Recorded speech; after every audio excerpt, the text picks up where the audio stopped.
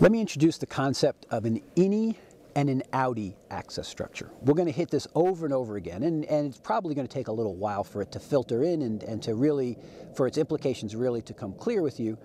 But let me just start out by saying some access structures are inherent in the information that they organize. Other access structures lie outside that information. So let me give you a couple of examples from other worlds. So for example, we might have the card catalog in a library. The card catalog in a library stands outside the books, right? The card catalog is not inside the books. It's not inherent in the book. That card catalog is outside the book, and that card catalog then points to each of the books.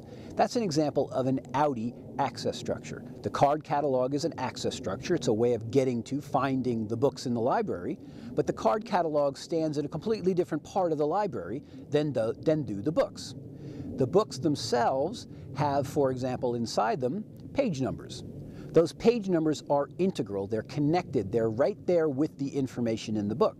Therefore, the page numbers are Innie. They're an access structure, they're a way of finding information. Give me the page number, I can get to that page, and I thumb through and find the page. It's an access structure, but that access structure is inherent or internal to the information. It's an Innie access structure. So we're going to be studying Innie access structures and Outie access structures. And the reason, and by the way, it's just a term that I made up to differentiate them for you. It's not some term of art for our discipline, although maybe someday it will be. But the idea here is to figure out the way of constructing the structure of the access mechanism, and it really matters whether that access mechanism is internal to the information, Innie, or external to the information, Outie. So let's just look at one example, and that would be hierarchies. We can have a hierarchy that's inside the information, or we can have a hierarchy that's outside the information. When I create heading levels inside of an item of information, those heading levels with titles are interspersed with the content of the item. I have a heading level, then some paragraphs, I have another heading level, then some paragraphs, some bullet lists, whatever. And you can't have the heading levels, which are a hierarchy. It's a hierarchy embedded inside the item. You can't have that hierarchy without the information of the item itself. That hierarchy is inside the item. It's internal. It's an Innie hierarchy.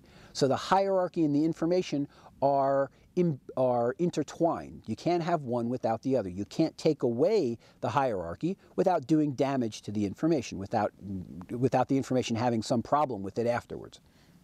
On the other hand, we can have an Outie hierarchy.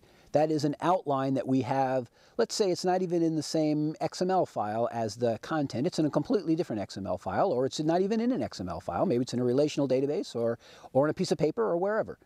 And in that hierarchy, we name the different items that are at the different levels of the hierarchy. So the hierarchy is over here on this piece of paper, let's say, not even computerized. On a piece of paper, I have a hierarchy over here. Over here, I have the info base that has all of my items in it. This is not particular to XML, so let me use more general terms. Piece of paper over here, info base over here, constructed however we want to construct it. All the items are in here. The hierarchy is over here, and that hierarchy points at every level of that outline. It points to the different items in the info base and organizes them in that way. That's an Outie structure.